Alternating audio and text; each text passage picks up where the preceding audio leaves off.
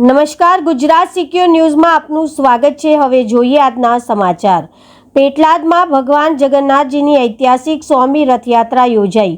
રાજકીય આગેવાનો અને વહીવટી અધિકારીઓ રથ ખેંચ્યો। આણંદ જિલ્લાના પેટલાદ શહેરમાં અષાઢી બીજના પવિત્ર પર્વે ભગવાન જગન્નાથની 100મી રથયાત્રા પરંપરાગત શ્રદ્ધા અને ઉલ્લાસ સાથે નીકળી હતી।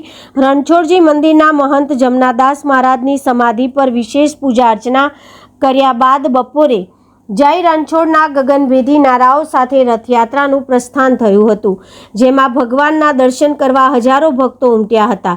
આ શતાબ્દી રથયાત્રાનો પ્રારંભ રથયાત્રાના આયોજક હેમંતભાઈ પંડ્યા, મહંત પૂજ્ય વાસુદેવ મહારાજ, રાજ્યમંત્રી કમલેશભાઈ પટેલ, સાંસદ મિતેશભાઈ પટેલ, રેન્જ આઈજી રાઘવેન્દ્ર વત્સે, કલેક્ટર પ્રવીણ ચૌધરી અને એસપી જીજી જસાણી સહિતના મહાનુભાવો દ્વારા સોનાની સાવરણીથી પહિદ વિધિ કર્યા બાદ રથ ખેંચીને કરવામાં આવ્યો હતો।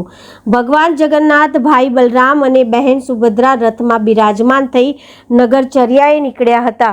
દેવકુવા ભાગોળના મુસ્લિમ બિરાદરોના આગેવાનોએ કોમી એકતાનું કામ કરી પાણીની બોટલો વહેંચી સેવા કરી હતી। રથયાત્રા શહેરના ટાઉન હોલ, સરદાર ચોક, સ્ટેશન રોડ, કાળકા ગેટ અને ગાંધી ચોક સહિતના મુખ્ય માર્ગો પર ફરી હતી। સમગ્ર રૂટ પર ભક્તો માટે છાશ, શરબત, નાસ્તા અને પ્રસાદની સુંદર વ્યવસ્થા કરવામાં આવી હતી। કોઈ અનબનાવ ન બને તે માટે આખો રૂટ પોલીસ છાવણીમાં ફેરવાઈ ગયો હતો।